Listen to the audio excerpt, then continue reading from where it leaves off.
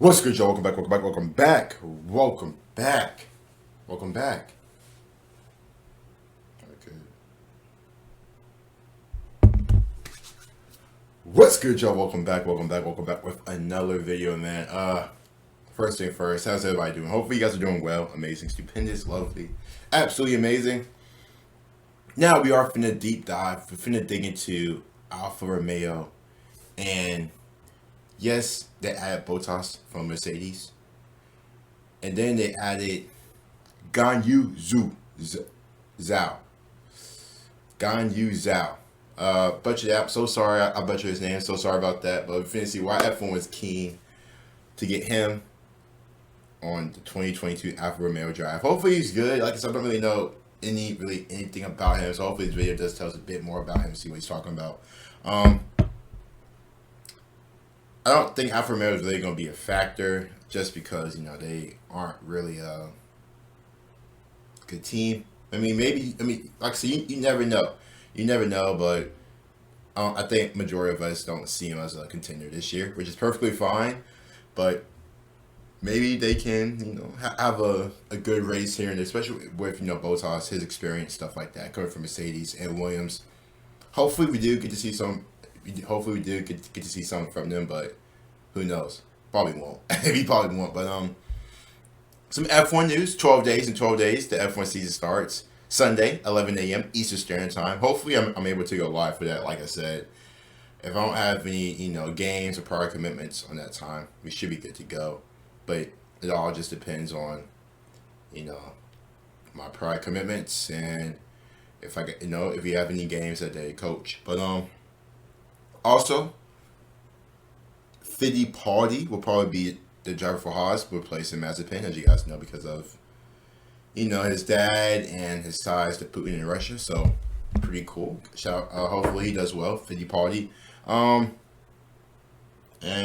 I think that's it. That's it for all the announcements. Let me know if I'm missing anything or anything that you guys want me to react to. Like I said, there's still some stuff I do want to get. There is still some stuff I do want to get to, but that should be enough. Let's go and get started with the video. Then we get to the video and sub as well. Guanyu Zhou has taken the last available what's his name? Formula 2 frontrunner Guanyu Zhou. Oh, so he came from Formula 2. He was a front runner.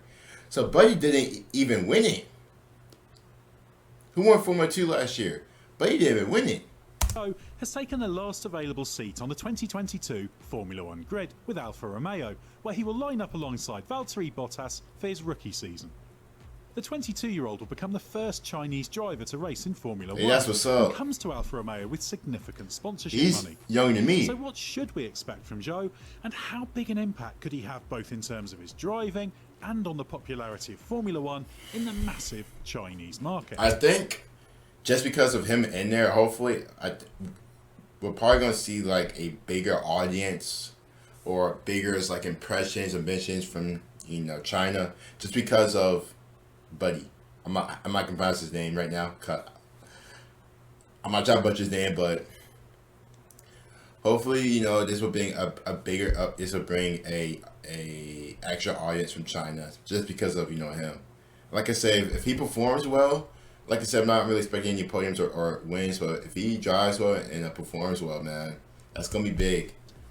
Let us know in the comments below what you expect from Zhou next year, and if you think Alfa Romeo has made the right choice.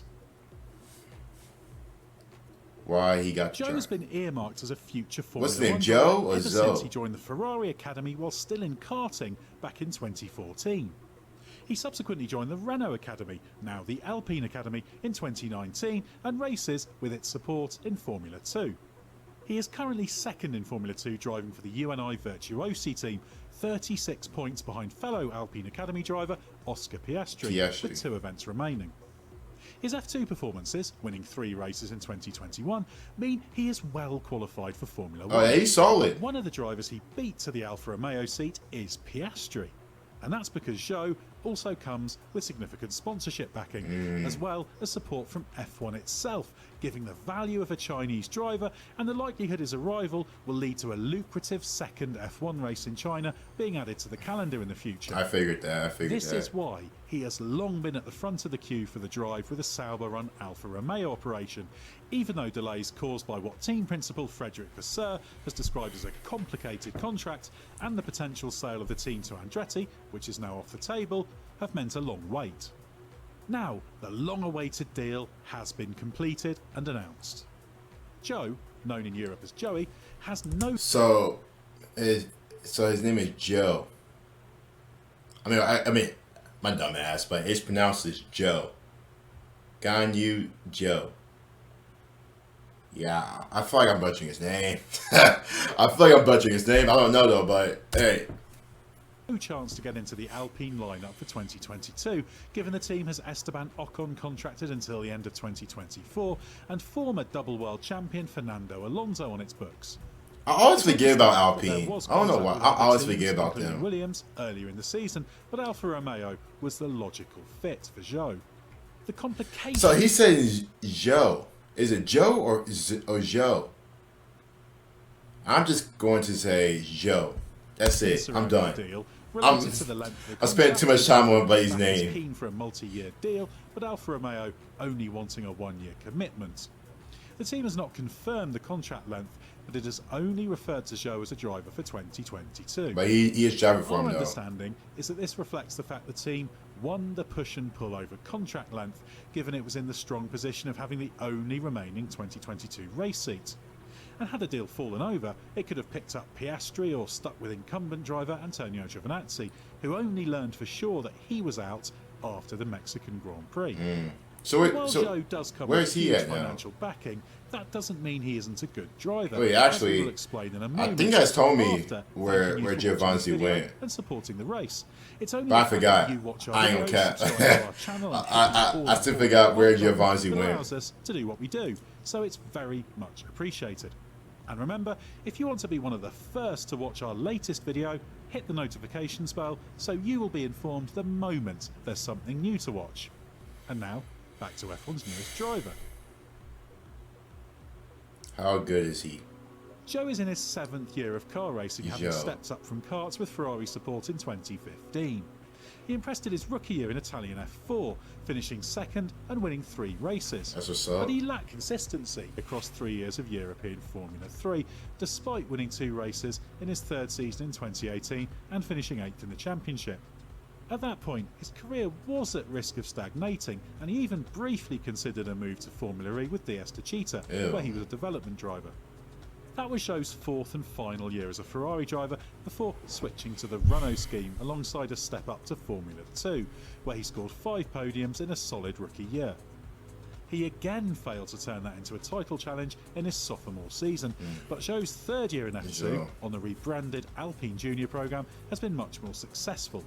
He's currently 2nd in the championship and has an outside chance of beating Piastri to the title across the final 6 races of the season. Or did he win it? You know what? Y'all just let me know if Zhou won it. It has taken time for Zhou to fulfill his potential and build himself into a front-running F2 driver. Y'all better flame my ass. He has consistently improved himself over time during his rise through the single-seater ranks. He still does have a needless mistake in him, most recently spinning on the way to the grid in Sochi, and he's yet to achieve that relentless level of performance produced by recent rising stars who have moved into F1 with great success, such as George Russell, Charles Leclerc, Pierre Gasly and Lando Norris. Too often, he hasn't delivered the maximum in key moments in qualifying races, but that's a question of making the most of the underlying ability he has, rather than fundamentally lacking it. And as he's shown in F2 this year, he has managed to sustain a title challenge, even though he hasn't quite been able to keep pace with Piastri points-wise. So there's no doubt about his speed or the fact that he is capable of adapting to Formula 1 and performing at a decent level.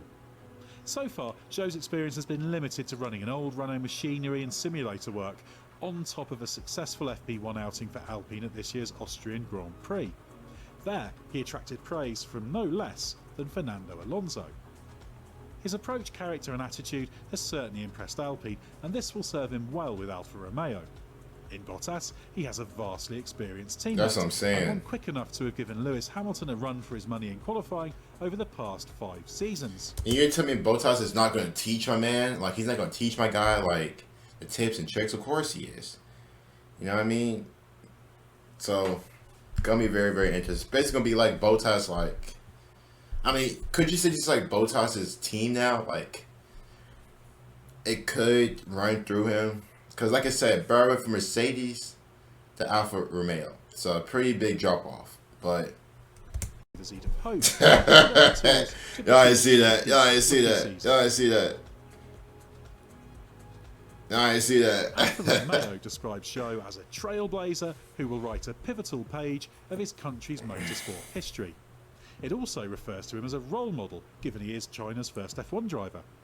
There have been a number of Chinese drivers who have flirted with F1 over the years, notably Chinese-Dutch racer Ho Pin-Tong, who tested Williams and Renault machinery, as well as having a stint on BMW Sauber's books, and Ma Kenghua, who drove in 5 FP1 sessions for HRT and Caterham in 2012 and 2013. But Zhou will be the first to race. This means that there's enormous expectation in China, where he has already built up a big profile for himself with his rise through the junior ranks. I figured that. To gauge how important he is for F1, when Zhou had his first FP1 outing in Austria, he suggested there would be more watching FP1 on television in China because of his presence than would watch the race. Backing from China is the biggest reason why he has the Alfa Romeo seat, there's no getting away from that, but F1 has taken a keen interest in his bid for a race drive as well. That potential second Chinese race is now very, very likely, seeing as Zhou is on the grid. Ooh. While his initial Alfa Romeo deal only guarantees 1 season, expect Zhou to remain on the grid in 2023. It is in F1's interest to ensure he has a long stay in F1, and it's understood assurances have been given that he will be on the grid in 2023 when the Chinese Grand Prix is scheduled to return. Yeah, that's a lot of expectations on one man's back. This is his rookie year. And my man has so many just, oh God, like, I'm pretty confident Blade's going to perform though, but that's a lot of people, man, just, you know, just wishing you do good, after man. 3 years missing because of the COVID-19 pandemic, even if it's not with Alfa Romeo. Given Alfa Romeo has a long-term deal with Bottas and is hopeful that its own academy prospect, Théo Pourchaire, could be ready for a graduation to F1 possibly as early as 2023 after a second season in F2, Zhou could end up moving to a different team in 2023. It's too early to know what the future holds on that score, but should he not stay with Alfa Romeo, Haas could potentially be a good fit. But what matters for China is that firstly it has a driver on the grid for an extended period of time, and secondly that it's in a car capable of at least fighting for solid results. While Alfa Romeo is now in its 8th season, finishing between 8th and 10th in the Constructors' Championship, it is hoped that the new rules next season will allow it to emerge as a stronger midfield runner. The impact of F1 drivers in galvanising support in their country has been a mixed bag in recent years, with Robert Kubica perhaps the biggest success story in building a following in Poland. But drivers such as Indonesia's Rio Haryanto have not had the hoped-for impacts in building a market. China is seen as a big catch for F1, and the hope is that it could build on the small foundation built by the well-established Chinese Grand Prix if Zhou does indeed stay in F1 for a long time and perform well. So what impact will Guanyu Zhou make? And could F1 enjoy the kind of growth in China it has recently enjoyed in the United States because of him? Let us know what you think in the comments below. Y'all let me know what y'all think, man, about Guanyu Zhou.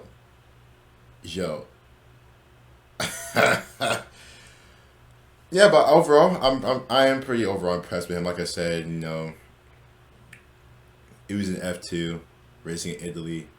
F4, I think he said, has some ups and downs, but you know, he managed to get here. Obviously, you know, you could say F1 basically got him here, but I mean, he did what he was needed to do in F2, you know. Hopefully, like I said, he performs, so that's what I think my big thing is hopefully he does perform, you know what I mean. There may be some, you know, bumps and bruises along the way, but I'm pretty confident he should have a pretty good rookie year. And then, like I said, who knows from there. Anyway, hope you guys enjoyed the video. Don't forget to like the video and sub as well. Comment down below, guys, thoughts and reactions. We'll see you guys later.